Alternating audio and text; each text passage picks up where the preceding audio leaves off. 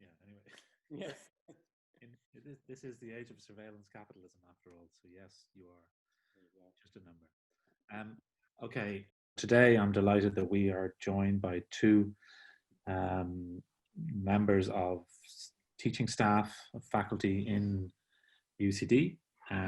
Firstly, by Alice Clancy, who's well known to many of you, teaches in our second year studio and also teaches architectural, teaches photography and is known as an architectural photographer. And Alice is going to talk about a project that she ran last year out in her photography module, which again was not last year, sorry, last semester, which responded to the particular circumstances of the lockdown.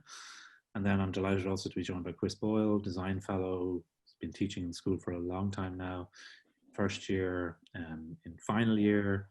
And Chris is going to talk about a couple of his favorite books, which are as yet unknown to me, but which are called Unclassified for reasons which I'm hoping will become clear. So Alice, can we go to you first? And I think what you want to do is really just to show some of the work and talk through this project that you initiated with students earlier this year. Yeah, I suppose I when I got the invitation to talk, there was a couple of ideas given to me to talk about a favorite book or a place that I'd been or a project that I'm working on. And so I thought it would be interesting to try combine all three in talking about the work of the module that I teach and the photography module that I teach in UCD. So I'll start to share my screen. I might need to stop my video if that's okay, because I'm going to present this on Miro. So I'll just stop my video and share my screen. And I suppose just to say, actually, I'll turn on my video just again. This is just an informal presentation of work. That I was really struck by, of student work that I was really struck by last term when we went into lockdown. And it's informal, so I'd like to just show you the work, and please feel free to interrupt or ask questions as we're going, or maybe we'll talk at the end and see how we get on. But yeah, just stop me if I go over. I don't think I will. Okay, great. So yeah, I've been teaching photography at UCD now for almost 7 years, and I've run this project as part of the photography module for the last 6 years. It's called Invisible Cities, and it's actually named after my favorite architecture book, which is Invisible Cities by Italo Calvino. And I suppose the module is open to students across the university, but most of the students we get are either interested in the built environment or they're studying aspects of the built environment. And I use the photography project as a way of studying the city, and usually Dublin's city centre, a space that most of the students are pretty unfamiliar with. And we use photography as a way of paying attention, of understanding the city, exploring it, and using the photography projects as a way of discussing aspects of the built environment, the city centre, the design of it, the use of it, what the life of the city is like, the materiality of it, the characters within the city, and how people use space, how people interact in space. And it builds over the semester to form I suppose a series of views on the city that the students make. And anyone who's read the book Invisible Cities, it's a series of stories which, as you read through them, they sound like they're stories each about very, very different cities, but at the end it's revealed that the narrator is talking all about the same city. And I suppose the Invisible Cities project weaves together that really multifaceted nature of the city and the multifaceted ways that we understand it and navigate it. And hopefully then that informs back on how we think about the city and how we design aspects of the city. So the way the module is structured, the first half of term pretty much is built up of getting to grips with photography, understanding aspects of photographic practice, current photographic practice, historic historical aspects of photography, how it's developed, and then what current photographers are doing now. So then the second part of the semester is pretty much based in the city. We go out with cameras and we come back each week and show and tell kind of what we found, what we were photographing. And I suppose that all hit last term. So usually from March onwards we're out in the city, and so as you all know from last term, from March onwards we were all confined to our homes, and I was hit with trying to I suppose completely rethink the project very quickly, like I suppose all of us were involved in education. So I decided, rather than to kind of change the project completely and kind of change it into a series of exercises that was based on the learning outcomes, to try to use photography as a way of documenting and maybe reflecting on the situation, what we were doing, and using photography, I suppose maybe less as the sort of window, the way we'd been using it going out into the city, kind of bringing back a view, and maybe more as a mirror, trying to reflect on what was going on around us. And I suppose, like all of the work of the students I was working with last trimester in design studio and in photography, I was just really struck by how the students took this on, and the sort of work that they produced, in that it was very it was thought-provoking and it was really compelling. And I think there was something really powerful about each of the different ways that students went about doing that. So I just wanted to show you some of those projects. So starting with, we had a group of students who had been away on field trip in Spain, and came back the day that the Department of Foreign Affairs restriction was put in place for Spain. And so they had to come back and go straight into a really strict quarantine. While the rest of us were, kind of getting locked down into our areas, they actually had to come back and quarantine in their rooms for 2 weeks, really suddenly. And I suppose starting with this work by Sinead Mohan, it was really interesting, the sorts of photographs they were taking of their surroundings as they were getting to grips with being confined to one space, the different ways that they then had to separate and use the space in their homes to separate from the people around them, and then just the kind of the new and very different ways we had to, they had to protect themselves and protect those around them from, from what they may, or what they may or may not have picked up in Spain. So it became, this is the work of Kate Carroll, the last few slides, where she was studying distance. So starting with 2 meter separation from people in her home, to then the gradual kind of expansion of that distance over the lockdown, or the work of Brian O'Shaughnessy, who is looking at the familiar space that he came home to, and then the unfamiliar, the unfamiliar items within that, how, we're kind of dealing with suddenly kind of masks and antiseptic and everything else. So there was also, and this is the work of Maria Dmitrieva, where getting to grips with, suddenly being alone, or relatively alone in Dublin, whereas, before, like, everybody was enjoying a really vibrant college life. Or the work of James Carey, who documented the days of his quarantine. So kind of thinking, I'll just give a second for this to load. So looking in detail at the new rhythm, the new timetable of this very restricted day.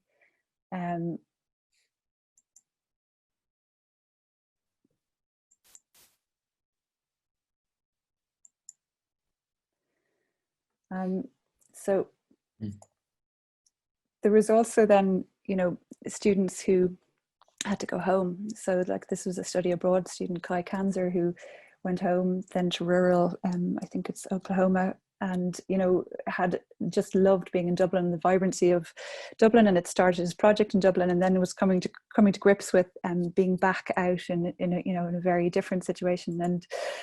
And there's there's some common threads starting to come out of the project. So we were meeting every week online and discussing the work that they were making, and we were the way the photography module works is that everyone critiques each other's work and tries to give ideas to how to develop it. And so it was kind of becoming this iterative process. And then there was threads emerging of people who were dealing with or grappling with, being very suddenly alone. So this was a student, Kelsey, who was one of the very few students who stayed in UCD on campus, and was getting to grips with being suddenly in this space that was empty. Or Ara, who lived out in Cavan, and suddenly well, she wasn't dealing with the commute anymore. She was dealing with being relatively isolated out in the country. But then at the same time, there were other threads of the compression of family and work life. So this is the work of Hugh Gleason, who was documented the work of the life of his family in the home as they were trying to adjust to everybody working and living at home, and what that was like, and how rooms became something else. Rooms became workspaces. Or Stephen Landy, who a similar thing was looking at the new timetable in his home, and the new life of working alongside and living very closely alongside suddenly parents and siblings, and how important, I suppose, another thread coming out of it is how important outdoor space or access to outdoor space was to get some sort of release from the intensity of working and living alongside each other. So this is work by Nessa Mollenby. There's this common thing, and I think as we were all finding at that time, and still now, of this close looking at what's around you, and trying to, in a way, get away from some of the things that are coming at us through the media the whole time, and the way that there's something lovely to be found in. So that was the work of Isabel Jackson, and this is Roisin McConnon, in looking closely at the surroundings around you. So this Roisin made a study of the canals near her, and that was within her radius. So she went out every day walking the canal and just looking very closely at the qualities of light, materiality, and the ecology in the area, and made this beautiful study of that very close world around her. It was within her close radius. And this then is the work of Luke Dillon, who, similar to Roisin, was looking at the environment around him, but was a little bit closer, and looking at the back garden and looking at, and maybe trying to explore the feelings of what that restriction was like, and trying to express that through his photographs. And then we got some really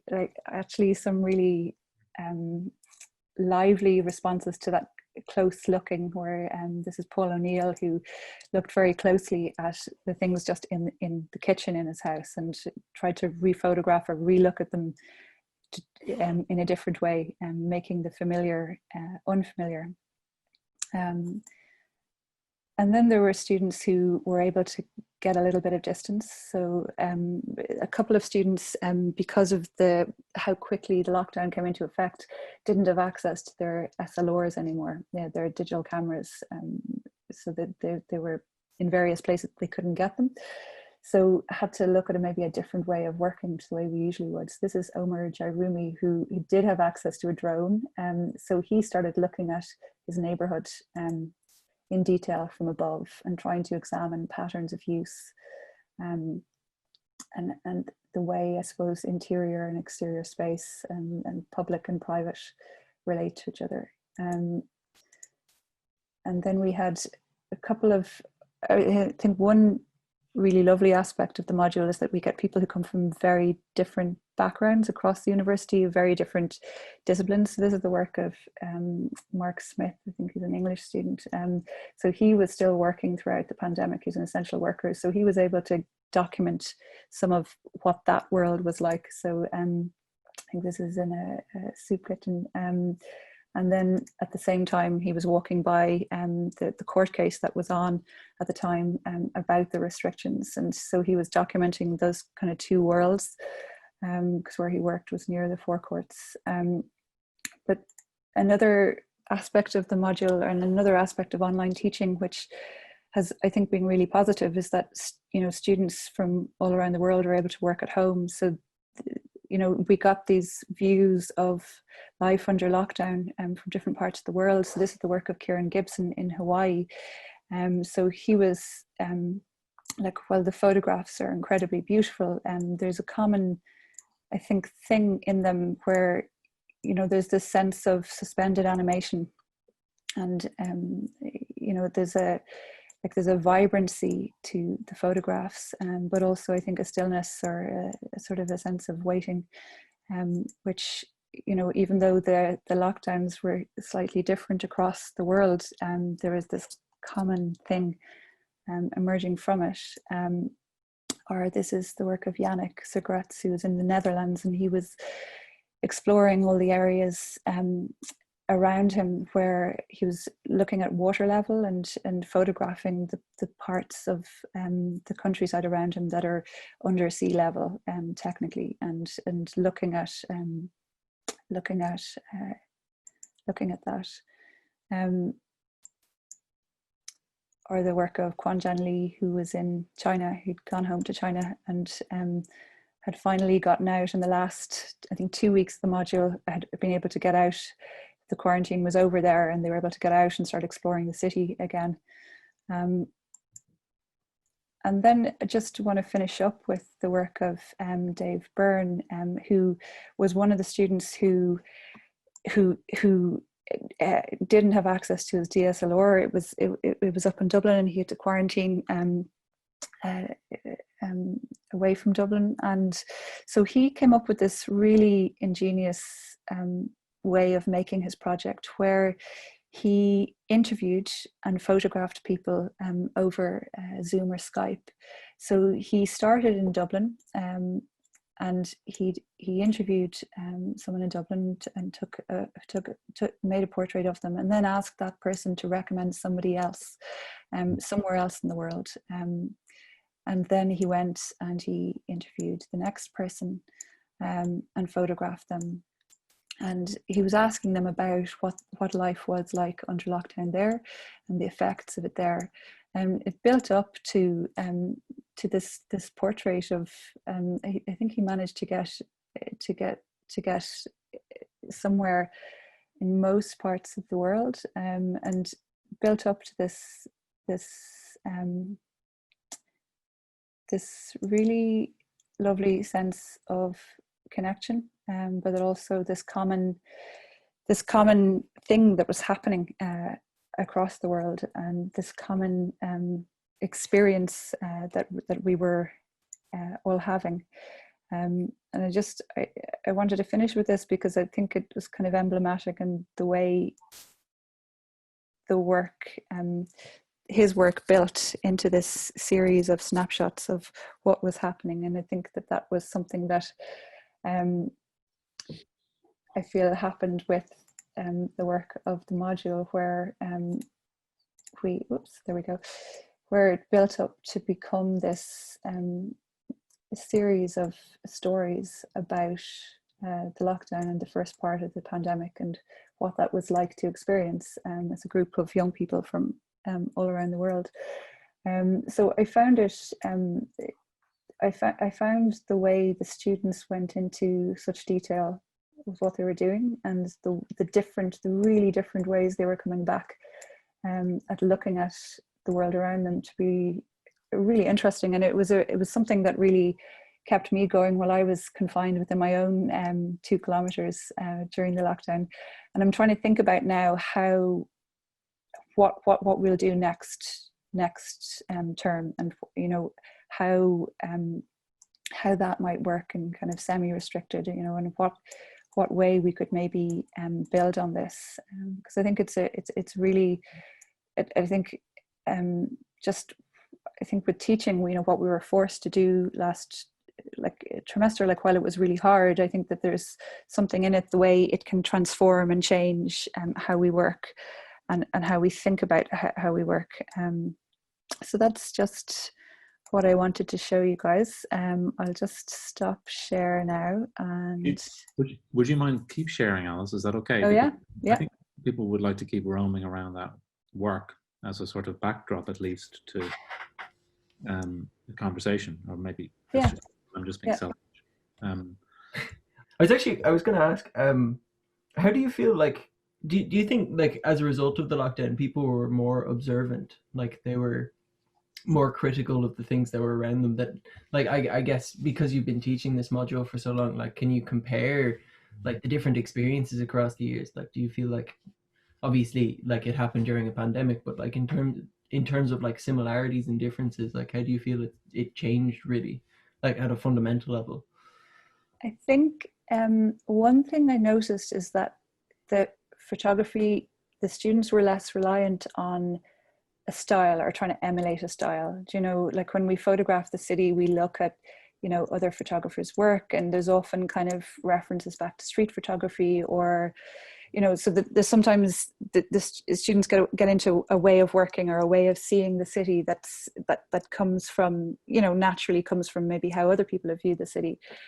I felt that this was different in that they were really kind of working from something that was coming from within themselves, and that's maybe partly why I found it so interesting and so new. It felt very different in terms of teaching it, because it felt much more like, often, like when I'm teaching it, it's kind of like you're trying to guide the students towards kind of making the project and kind of getting to a certain point, and this was like, I didn't know what the end point would be. So it was, I think the discussion was far more fresh, it felt to me, and far more level. Like once we got over the technical things, I mean, it felt like the students were far more doing their own thing, or it was driven from them. So that was one thing that was different, or that seemed different. I think that, like, one of the things I think we've all found working like this is that you really start to examine the space of the home, and look at that in far greater detail, and the quality of it. I think that. But Alice, you also mentioned, sorry to jump in, you mentioned at one point that it became more like mirrors. There's that, it's very well known exhibition and book by John Sarkowski, Mirrors and Windows, where he's saying there's photographs operate in two ways. It's a window onto the world, or it's a mirror to yourself, and sometimes both. And it does feel like the camera became an instrument for self-reflection, not to overburden it, but that it feels a little bit like that for a lot of the work, that there's that component of reflection evident in it. Be fair? Yeah. I mean, and again, introspection, and I mean, just the nature of being on one's own more, I guess, invites that. Although some people, of course, are not on their own. The problem they might have is that they're never on their own because they're at home with their family, and so those things vary, I guess. But there's certainly that quality, isn't it? Yeah. I'm just also wondering in terms of language, because I was struck by the variety of language, but at the same time, there was quite a lot of trying to find a code for alone. Like, I was looking across it, I'd be sort of thinking there's quite a lot of, in terms of how things are framed or set, there's a tendency to have a piece of the frame unpopulated relative to something populated. Do you know what I mean? So that, I mean, I don't know if that's something that you noticed, that there were sort of, yes, you couldn't use the usual urban photography code, because they're mostly to do with how space is filled and used, but you need codes for how space is empty or vacant, or how one is alone in space. I'm just wondering, I mean, I'm just looking across there and seeing quite a few images that try to do that, I think. That's interesting. I didn't actually think about that, but really evident when you look at the photographs that maybe there's, because they're spending more time alone, there's a comfort in leaving the frame relatively unfilled, you know, whereas I think when you're out and in the city and in like a really interesting thing, most students don't spend very much time in the city centre at all, and it's one of the things I love about the module is kind of getting to grips with it. But they find it, like even a small city like Dublin, they find it really busy, and you know they want to capture that life and kind of fill the frame. And yeah, there's far more space here than I think they'd usually be comfortable with leaving in a photograph. So that's really interesting. Like a sort of, which maybe represents a kind of coming to terms with it or something. Yeah. Sort of accept that. Are there other questions or comments for Alice? I mean, I think it's there's just something very, what would you say, kind of dreamy and compelling about just drifting across this work. And I would imagine, I don't know if any of the students, I think some of them are here, aren't they? Just if any of them wanted to reflect on what it was like, because I would have also thought actually this was probably a very nice project to be involved in at the time of lockdown. I don't want to say as a kind of therapy, but certainly as something that was explicitly about finding equilibrium, let's say, in the situation. I don't know if anybody wants to comment on that. Maybe not. I think we have a couple of students on, I can see. Well, I don't want to force anyone into. Yeah. Please speak up though, because your work was really good, you know, and that's why I'm showing it, because I think it's really compelling. It's really strong, you know. And Alice, again, the thing of the sequence, which you were always interested in, with a narrative, or like how you use sequence. Did you? Yeah, we did. Like the last project, obviously, that was very interesting the way that built up. Yeah, and actually, I probably haven't talked about that enough at all, because like this, the project is, you know, it's not just about the single image; it's about making a booklet. And so, a huge part of what we do is kind of actually thinking about how we use images and how they build in sequence. So all these little small pages you're seeing here are they're the students' booklets. So these are their earlier booklets, that's their draft booklets that they're starting to develop. So we think about how we use those in sequence. And because we were working digitally, we made a digital photo book as opposed to a physical one. But yeah, I haven't really gone into that in the presentation, but it is, you know, yeah. That is a big part of what we do, but I did just the restrictions of presenting on Miro make it tricky to kind of flip through PDFs, so I kind of held off rather than trying to go into passing over a terrain in this case. Yeah. It is more like an exhibition wall, maybe, in the sense of you across a lot. Yeah. And actually, what you also get is nice interaction between the different projects, because of course it's a collective statement. Yeah. And that's the way it developed. Even though the students were working in isolation, you know, we tried to use Miro and the weekly tutorials to try to show each other, you know, what each other were working on, and to try to build up a sense of collective work. Two final questions, if I might, both probably impossible. One is, what, if any, do you think is the impact back on, when I know all of these students are not studying architecture, but for those who are, can you kind of maybe start to anticipate how it might influence their take on that discipline, on design, or on how they appreciate the environment, or did that come in? Was that part of your thinking? Yeah, I mean, I think that's always a part of the thinking that's always a part of the thinking in the module. I don't know, like, I think it goes in different ways.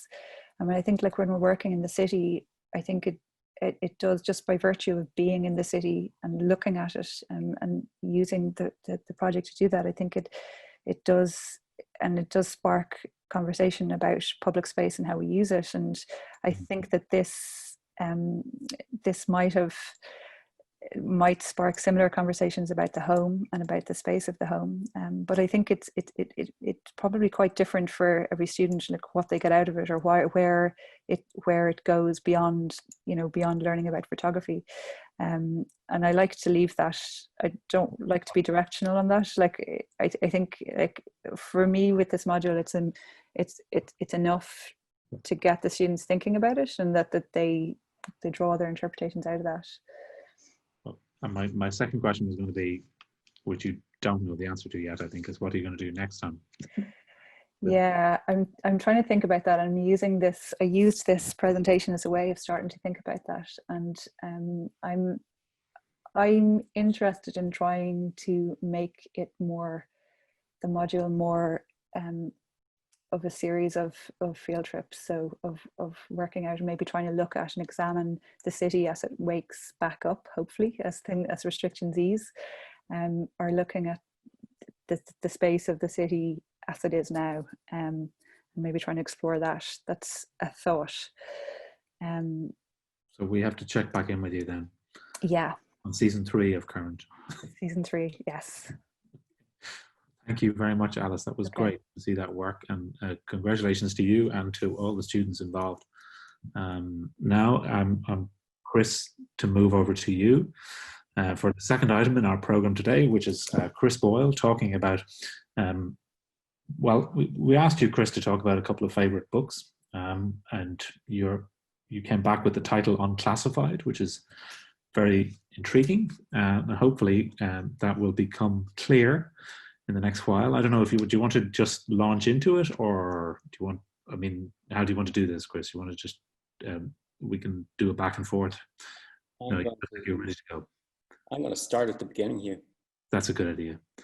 Do full screen. So actually, I've only put the last slides into this. Oh, I need to pause already.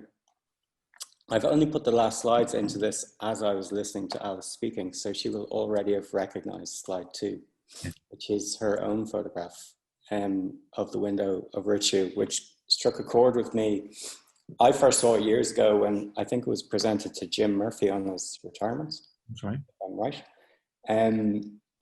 But also it reminded me of a poem by Glyn Maxwell called The Window. And there's an expression in that poem that says, "To walk till home is all of the horizon, and the world sits on the windowsill again."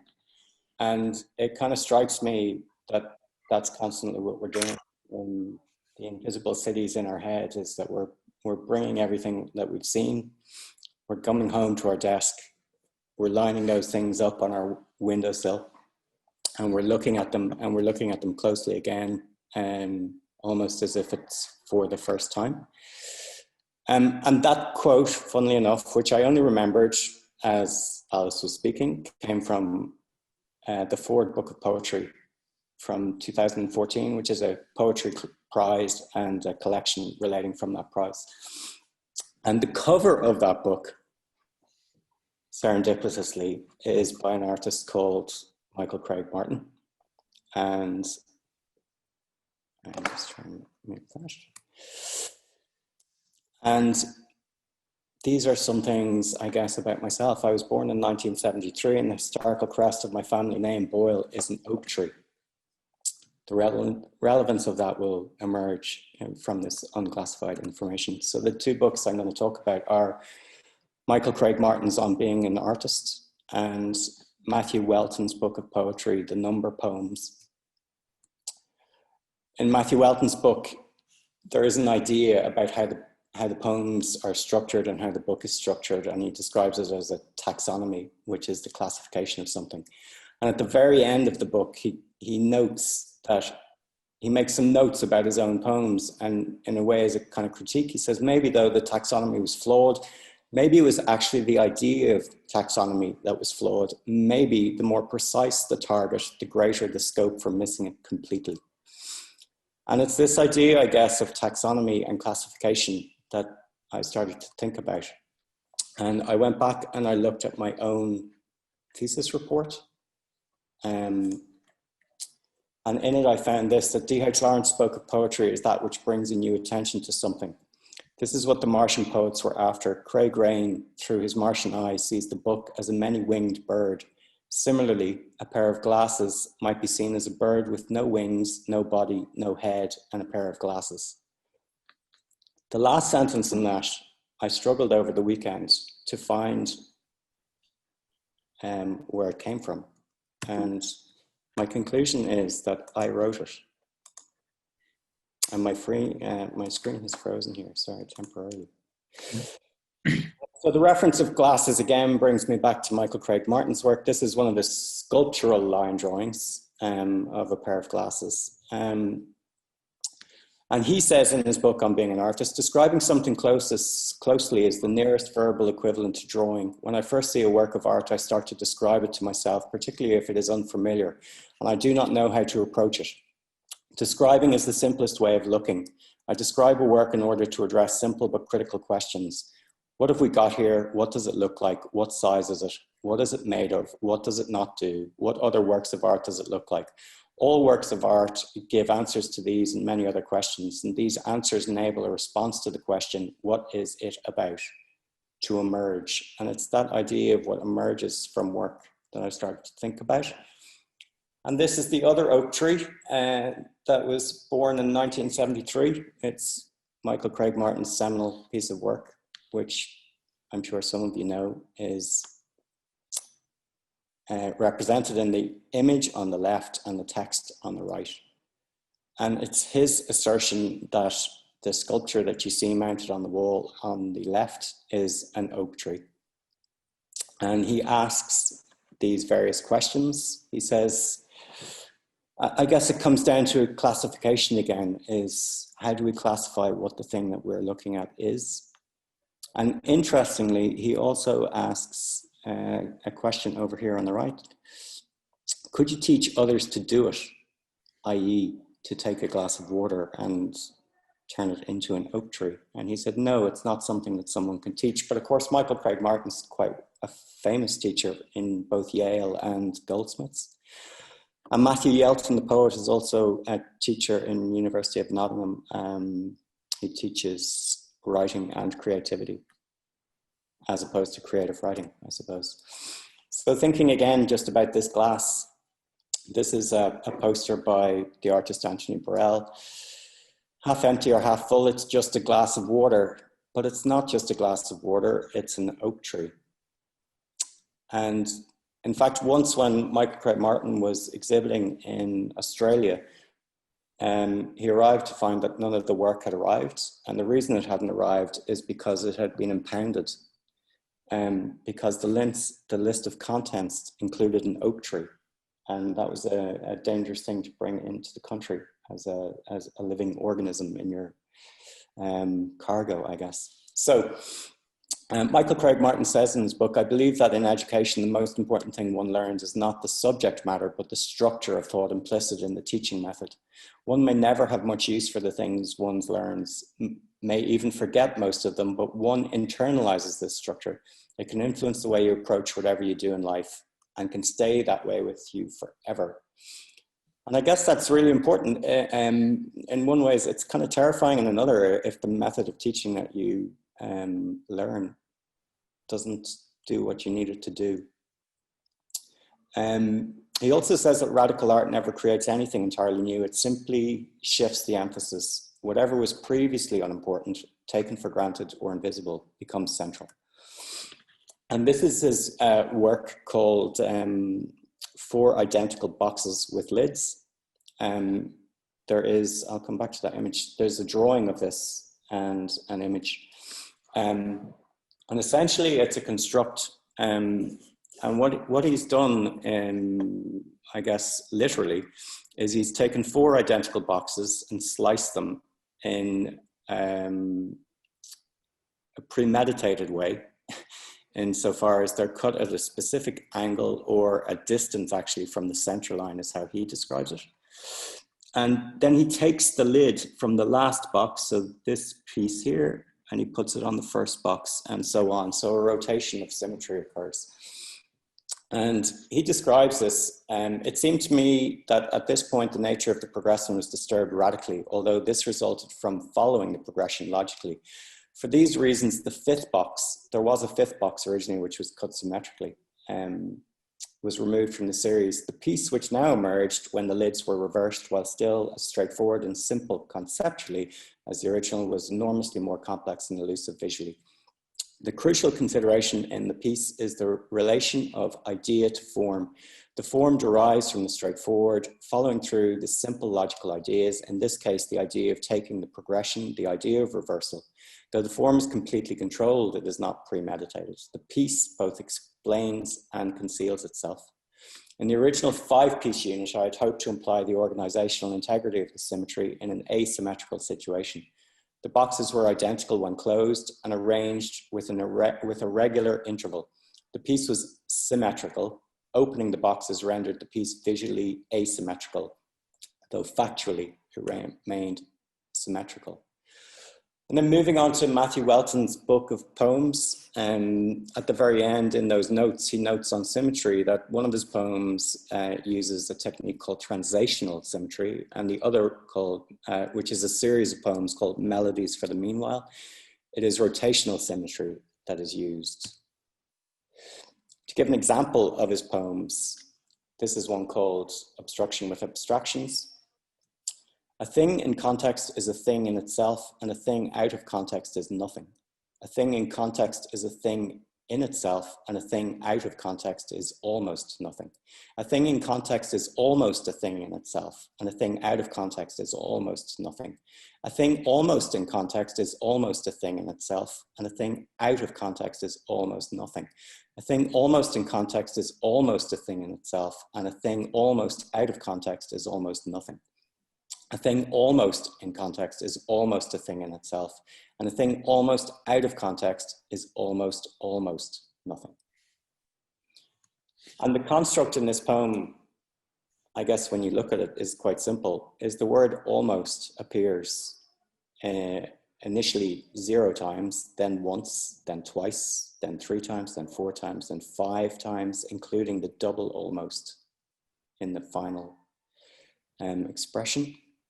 And this 5 things that are almost the same reminded me of the 5 boxes in Michael Craig Martin's work. And Mathew Welton moves on to talk about this rotational symmetry through the series of poems. And it struck me that it is like turning the same identical thing over and over in your mind. So I'm just going to stop sharing that screen for 1 second and share this screen, just so you can physically see one of the poems. So this is a measure for the meanwhile. It's the first in a whole series of poems. And they start very similarly about this. They were idling along. There's something typically about the weather. The morning's haze makes our uncertainty feel unfounded. And while we amble through the rubbery poppies and keep each other talking until the muddy stuff's all been said. And I'm going to come back to that. They all conclude in exactly the same way. And when we speak, it's as if we were unsure we will be heard. And the things I've highlighted are just things that I feel are being rotated in his mind while he's making these works. So I'm just going to come back. I had intended to read quite a few of these, but actually I want to leave time to talk about something else at the end, and also that other people can talk. So just taking those highlighted sections, you get this kind of repetition that never says the same thing, but they're clearly a body of work that relates to each other. So the first expression I highlighted was our uncertainty because it's prefixed by the word in the poem, makes our uncertainty feel unfounded. And keep each other talking until the muddy stuff's been all said. And while we're partially particular on how the thing that makes a thing is a matter of modulation, we don't necessarily recognize the distinction between things, and our moods become less uncertain. In the next poem, it becomes, our habits feel unshiftable, and keep each other talking until the fussy stuff's all been said. And while we're particularly incisive on how the thing that makes a thing is a matter of location, we don't necessarily recognize the imbalance between things, and our moods become less habitual. This keeps going. Our movements feel unmappable, and keep each other talking until the sorry stuff's all been said. And while we're incisively perceptive on how the thing that makes a thing is a matter of process, we don't necessarily recognize the shifts between things, and our moods become less movable. And this continues, and I had intended to read more of these, but actually, I'm only really suggesting other people should read them. I don't really intend to read them to you. We can dip into some though. Our analysis feels unfollowable, and keep each other talking until the giddy stuff's all said. And while we're incisively emphatic on how the thing that makes a thing is a matter of endurance, we don't necessarily recognize the implications between things, and our moods become less analytical. And you can see this return of analysis to analytical. And some of these expressions then turn up in other sections of the series. Our moods, I'm curious the way that they start by the ideas are related to the weather initially, and the moods are related to something that they're doing. And in a way that the weather affects your mood, and the things you think, and the things you think affect the things that you do. And this continues for quite a while. Not indefinitely long, but let's just say too long to read right now. We can slow it down on the recording, Chris. We could do that. I'll stop here again. Our methods feel uninventive. I guess one of the reasons I'm taken to this is because I want to just briefly move on to the thought of teaching and the methods that maybe students do start to learn. So this is really a thing of turning something over and over in your head. And our methods feel uninventive. And this is, I think, they all kind of describe feelings or moods that I think I had when I was a student, and also when I think about work, and also when I think about teaching, and that they're not different sides of the same thing, that all of those things actually are the same, and I am the same person as I was when I was a student as I am now, and that we're not actually on different sides, I guess. So our methods feel uninventive, and keep each other talking until the nerdy stuff's all been said. And while we're partially specific on how the thing that makes a thing is a matter of means, we don't necessarily recognize the nuances between things, and our moods become less methodical.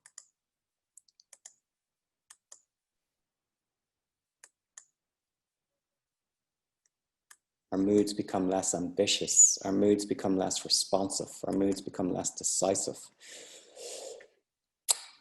Then going back to Michael Craig Martin, he says that works of art are, this is partially, I guess, the bit about teaching.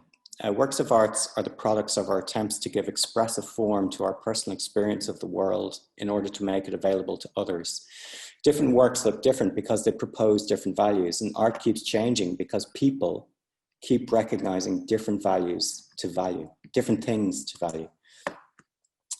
He says, so all the chapters in his book are given a title, and the title of the book being On Being an Artist, and this is a section called On Giving Permission. He says, I've learned that the most valuable thing that I have been able to give students is permission. Permission, that is, to do what they really want to do without worrying that it will not be acceptable, will not be adequate, not serious enough, not intelligent, not well enough done, not able to be justified. Some students avoid doing what is to them most obvious, the easiest, because they believe that it is also obvious and easy for the rest of us, and they are invariably wrong. They censor this work because they worry that it is not what they should do or what we expect them to do. And again, they are wrong. On being a teacher, most critically, I tried to, obviously the sections in the book are much longer than this, and I've just taken critical pieces. Most critically, I tried to help each one to locate and develop confidence in the critical focus of their work, to encourage an intensity of feeling and conviction about their unique, unmistakable voice. Don't try to be too inventive. The more your art reflects you, the more it will speak to other people, making art as a path, not a destination. After many years of teaching, I came to believe that the key to a student's success lay not in the work itself, but in the relationship between the student and the work. As each of us is unique, the closer our work is to our deepest self, the more special it can be. But because this sense of self is buried so deep within us, not hidden but invisible, because of being so familiar and seemingly obvious, it is often difficult for us to recognize and therefore value properly what we assume to be commonplace about our own perception, our thinking, or feeling may in fact be our most unique characteristic. What seems ordinary to us may be a revelation to others. Students sometimes think that to make a good work, you need to start with a good idea. If the idea isn't justifiably adequate, the artwork isn't worth doing. The implication is that the best ideas produce the best work. And I disagree with this completely. This is Michael Craig Martin, obviously. It is in fact the role of the artist to take an apparently modest, even dismissible idea and raise it to recognizable importance, even if this takes a lifetime's work. Works of art are not straightforward embodiments of their initiating ideas. They are themselves new ideas, and their function is to act as primary objects, initiators of ideas, emotions, and perceptions. This is him talking just about conceptual art, and he's talking about his 87-year-old father Michael Craig Martin is Irish, and he was visiting his father in a nursing home, which struck a chord with COVID. And also, clearly, there is something going on in his head. And he said to me, you know the way I used to like to do some woodworking, making shelves and bits of furniture? Well, I've started again, bearing in mind he's 87 and in a nursing home. Stunned at the news, I asked him how he was managing this. I do it all in my head, he explained. I draw up the plans, cut the wood, knock in the nails, everything, right down to cutting my finger. He smiled. Do you know what the last thing I made was? A special saw I needed for making the other things, and it works. And that just brings me back to the end of Mathew Welton's poem, which in every one of those series ends, when we speak, it's as if we're unsure we'll be heard.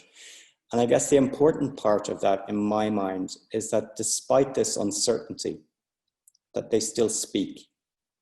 And this, when you speak, you will be heard.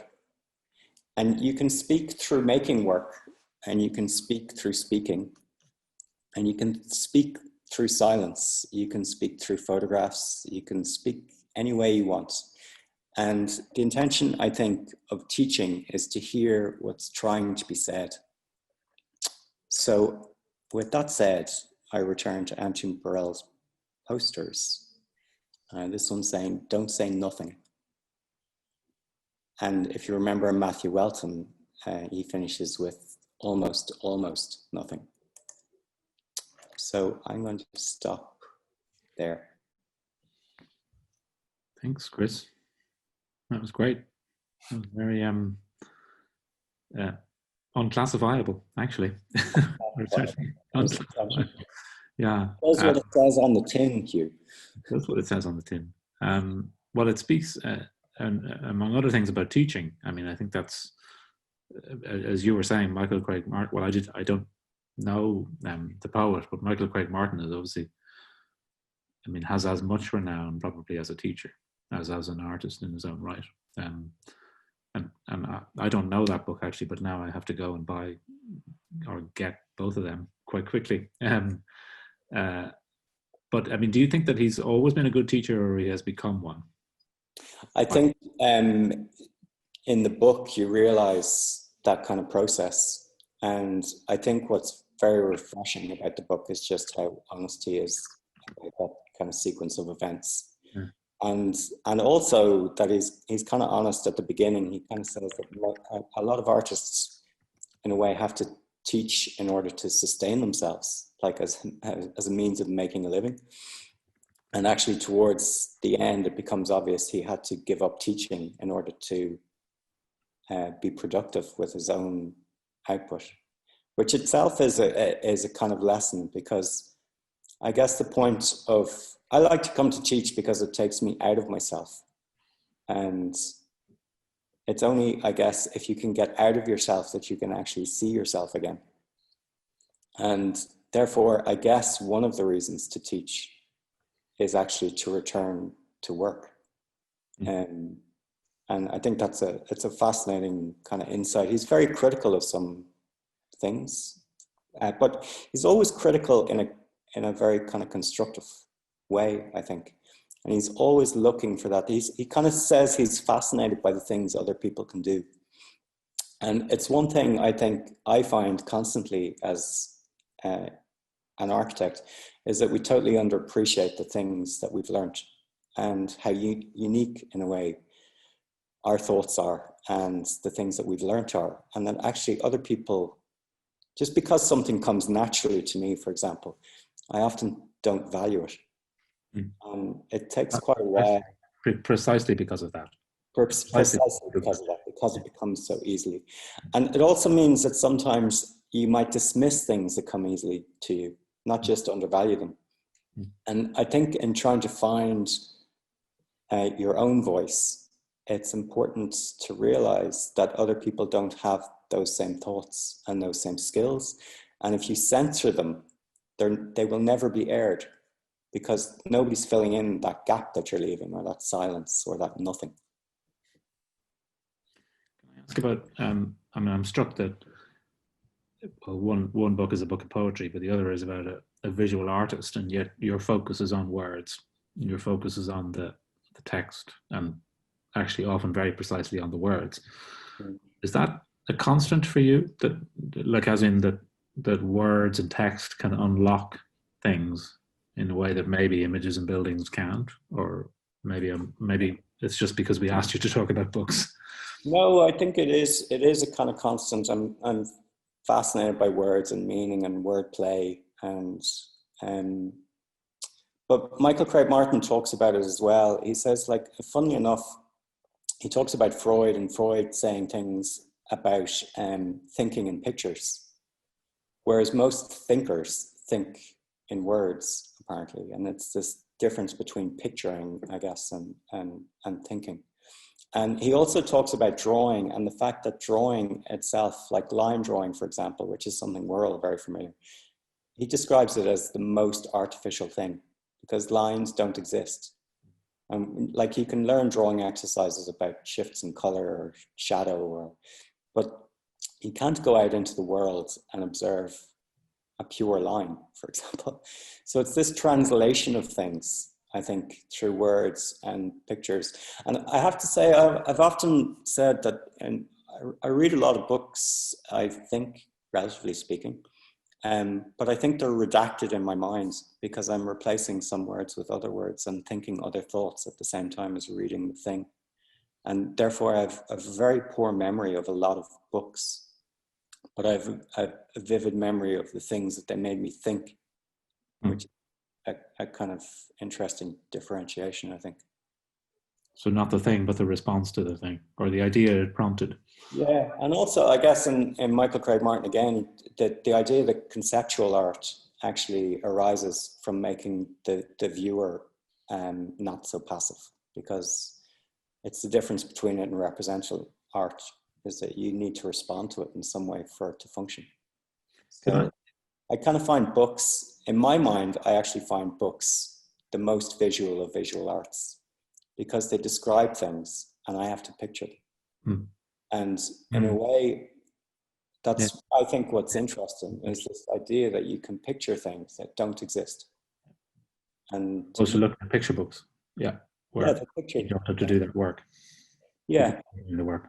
But this idea, I guess it comes back to like in making anything, you picture it first. And in picturing something, there's some element of having to describe it to yourself. It's hard to picture something that you haven't described. And it's hard to describe something that you can't picture. And which comes first is sometimes undefinable. Is it? I mean, has that Michael Craig Martin book been? I mean, when was that published, Chris? That is published in 2016. Actually, So both books are published 2016. okay. And the reason I guess I was asked to pick one that I keep returning to, and one that might be new. But actually, I find things that I keep returning to are the thoughts, not necessarily the books. And the books are referring to work that far predate the book in a way. And also the revelations in the book. Like, for example, the very, very last sentence in the book is, making art is a path, not a destination. And I remember going back to my own thesis report, and in it said something along the lines of, I'm trying to map the journey, not document the arrival. And I wrote that like over 20 years ago. And it's something else I'm conscious of, is that even when I think something original, it has been thought. You just have to be less precious about these things and just recognize the kind of harmony between them, or the way they come off each other. Are there questions? Just I'm going to ask maybe people to make questions into comments, but I don't know if there are. Anybody wants to ask something? I have one more. I have a question for Chris. Like, Chris, thanks a million for that. It was just so, I loved, like, particularly just what you were talking about with education. It really got me thinking. And I love that. I love listening to something that really makes me think. I was just wondering, just what you were saying about education, and just with this, like, very quick shift of how we had to change our teaching methods, like, over the last year, and possibly into the future. Like, was there anything that you got from that, or that have you any thoughts from that relate to your thinking, or what you were what you're talking about there to do with education? Has there been anything that you found in the process maybe that has been like a really useful thing? Like, I'm just curious. I think that thing that I mentioned somewhere in the talk about permission is really important, because we're under a huge amount of time pressure, I think, and there's this kind of sense that you have to cover everything. And at the same time, in that text, it kind of says, like, the things that you're learning aren't the things that you're trying to remember. You're trying to learn a structure of thought, or a structure of method that's going to serve you for a lifetime, not just to get you through an exam. And I think sometimes our focus is too much on these kind of very quantifiable things that can be measured and marked and assessed. And actually, the thing that's most missing for me at the moment is all those other things, where you just get the opportunity to talk to people about themselves, about other people's work, about things that they don't have to complete, about things that there's no deadline for. And it feels that at the moment our time is fully occupied with what has to be done. But what has to be done is the thing that doesn't necessarily need to be done. And you have to give students time and permission to still find those things, because it's not possible to show them the route that they have to take. They have to find something, and finding something inevitably takes time. And one other thing Michael Craig Martin says is that he would never leave a tutorial without giving somebody, or knowing that that person has a direction as to what they might do next. And he says that might take hours. And he says that's just how it is. And like, I find myself in here often far too long. And sometimes you need to touch base very quickly, but sometimes it just takes time. And you can't quantify or measure those things. But what you do know is that when it's all done, that's the thing that meant something to the student and to yourself. So I think that's something that's getting a little bit pushed to the side at the moment, and it's something I'm conscious of. So I think that in terms of what to do about it, I think that there's a way that we could work on more intense, faster projects that display the necessary quality and learning that is absolutely necessary to advance to the next stage and make time for all the other things. Mm-hmm. So it involves a certain amount of intensity, and it's a very difficult thing to do, I think. Mm. And I think we'll be remiss to not acknowledge to the students that we're all learning and trying to figure out ways to do this thing that we've always done and to make it more equivalent to what might have happened before.